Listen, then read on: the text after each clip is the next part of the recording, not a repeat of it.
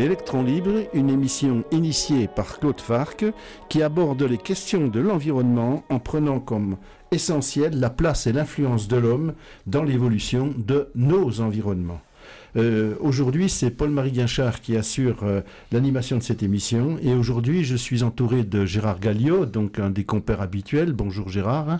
Bonjour. Et puis de Jean-Paul Grosbois, lui aussi compère actuel, qui fut forestier dans sa vie antérieure. Bonjour Jean-Paul. Bonjour. Et nous avons donc un invité aujourd'hui, en la personne d'Axel Perry, qui est chargé de mission au Parc naturel régional du Haut-Jura. Bien, nous abordons, si je puis dire, la deuxième partie de l'émission relative à la santé de la forêt.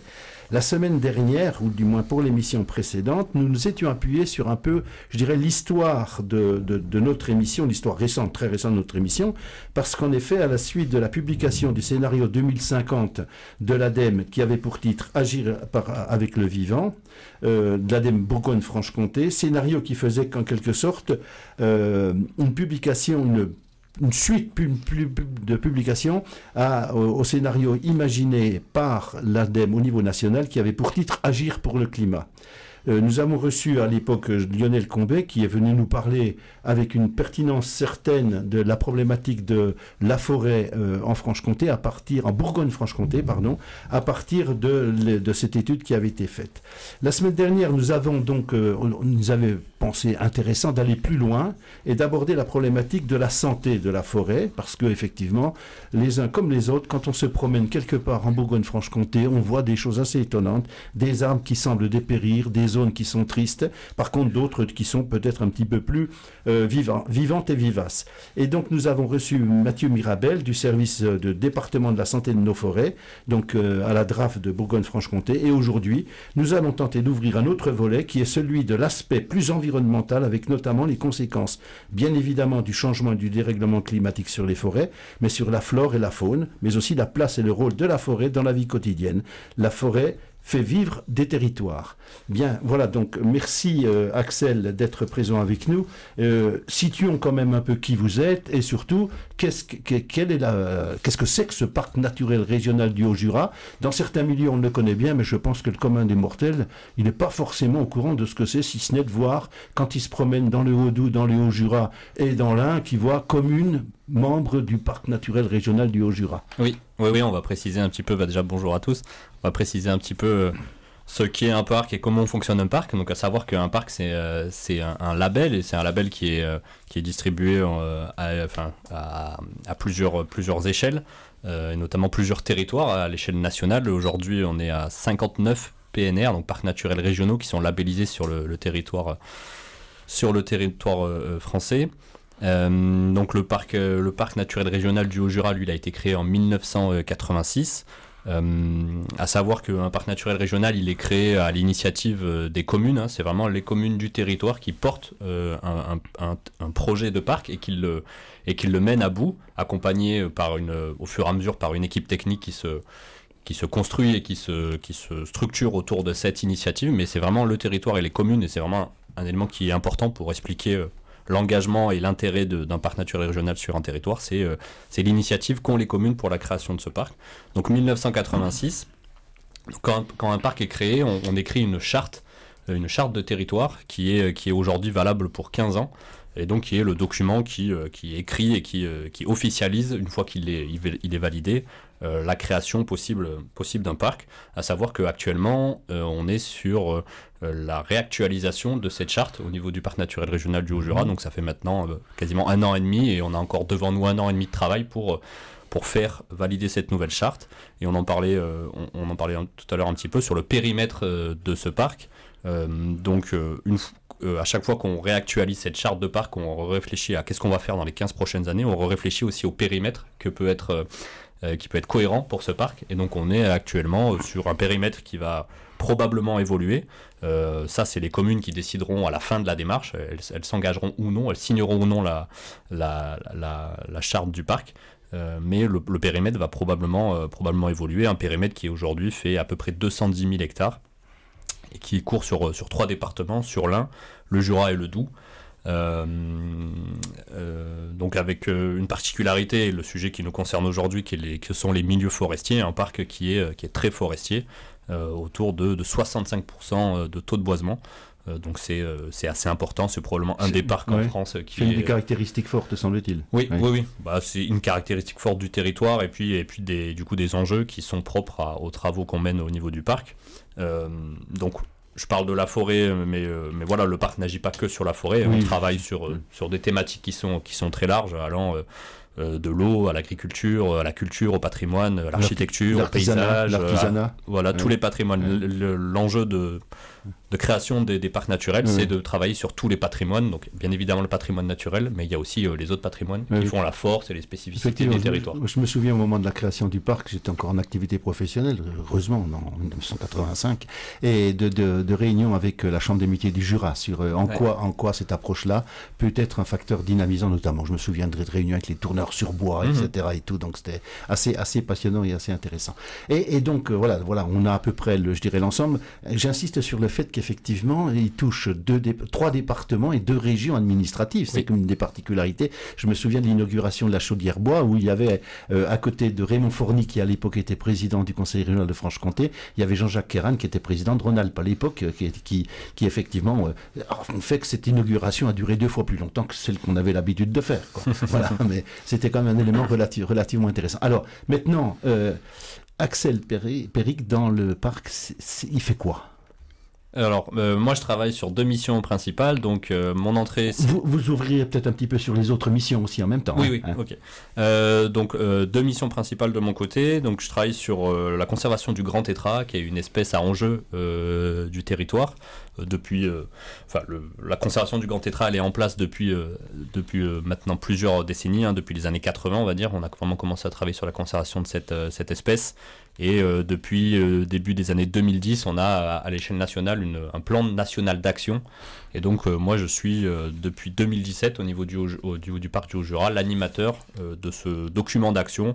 Et en fait, mon travail consiste dans l'animation des acteurs, dans la mise en place d'actions, dans le fait d'aller chercher des financements pour la conservation de cette espèce au regard des enjeux, de son enjeu de conservation et au regard des enjeux des autres activités, parce que le grand tétras entre en interaction avec beaucoup d'activités sur le territoire, notamment l'activité forestière, parce que c'est le sujet qui nous concerne aujourd'hui, et donc en grande partie travailler notamment avec les acteurs forestiers pour la prise en compte de l'enjeu grand tétras dans la gestion et dans les choix qui vont être faits. C'est une espèce en grand danger. Oui. Autant que je me souvienne, moi j'ai eu la chance, si je puis dire, de voir c'est passé une chance, deux fois des grands tétras. Le premier, il était empaillé, c'était chez mon parrain. Et c'est une bête qui datait du début du XXe siècle à peu près. Et puis le deuxième, c'est il y a 2 ans dans le parc naturel régional du Queyras. Mais c'était très furtif. J'ai pas eu le temps d'armer l'appareil photo pour faire une photo. C'était vraiment très très furtif, mais c'est relativement impressionnant comme bestiole. C'est impressionnant. Alors dans le Queyras, c'était probablement un tétralyre. Parce qu'il y en a plus, il y a plus de grands tétras. En tout cas, le grand tétras qu'on a nous dans le Haut-Jura, il n'est plus présent dans les Alpes. Il faut savoir que c'est une espèce qui a disparu des Alpes françaises dans les années 90. Donc ça montre un peu cette dynamique négative qu'on a sur cette population. Et donc aujourd'hui, on a un peu moins de 300 oiseaux sur la partie française de la population jurassienne, parce qu'on a aussi la population suisse. Oui. Alors, on différencie les deux, mais dans les faits, naturellement, il n'y a pas de différence à faire. On parle plutôt d'une population de 500 oiseaux, à peu près, sur le massif jurassien.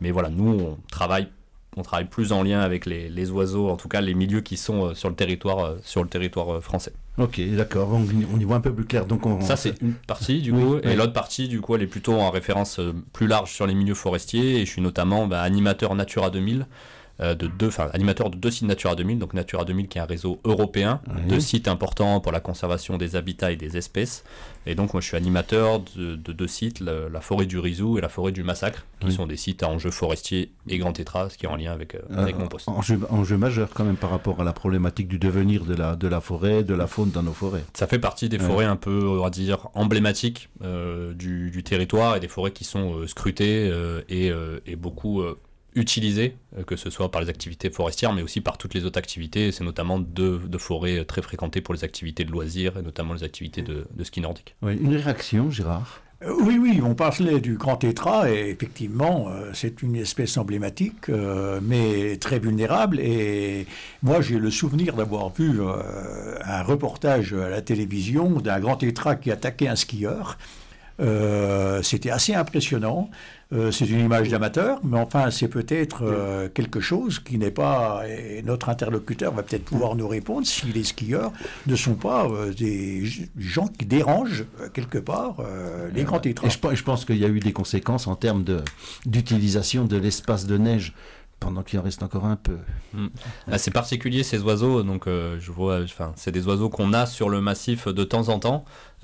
C'est pas un comportement, alors je vais utiliser le terme normal, mais il n'y a pas vraiment de normalité, mais en tout cas c'est un comportement qui nous qu'on n'explique pas aujourd'hui en fait, ce genre de comportement de l'oiseau, c'est-à-dire venir se rapprocher et venir rentrer en interaction, notamment avec l'homme, parce que c'est souvent avec l'homme. Donc là, ce cas-là, c'était sur une piste de ski il n'y a pas si longtemps. On en a eu un dans l'Orizou qui avait fait beaucoup parler. Et donc aujourd'hui, on n'explique pas ce phénomène. On a des hypothèses sur les hormones, sur l'habituation à l'homme, sur la génétique, mais on n'a jamais vraiment montré quel était le facteur expliquant. Et ce qui est assez compliqué, c'est qu'on communique beaucoup sur la fragilité de cette espèce, en disant attention, soyez vigilants dans votre pratique, ne sortez pas des sentiers, respectez l'habitat du grand tétras. Et puis on a ce genre d'individus, je parle du grand tétras, qui viennent à la rencontre de l'homme et qui ont un comportement qui est totalement à l'inverse de cette fragilité, c'est-à-dire ils sont très démonstratifs et très agressifs. Et du coup, nous, des fois, on a du mal parce que les gens ne voient que ces oiseaux-là. C'est un oiseau qui est très discret, que les gens voient peu. Oui, et du coup, souvent...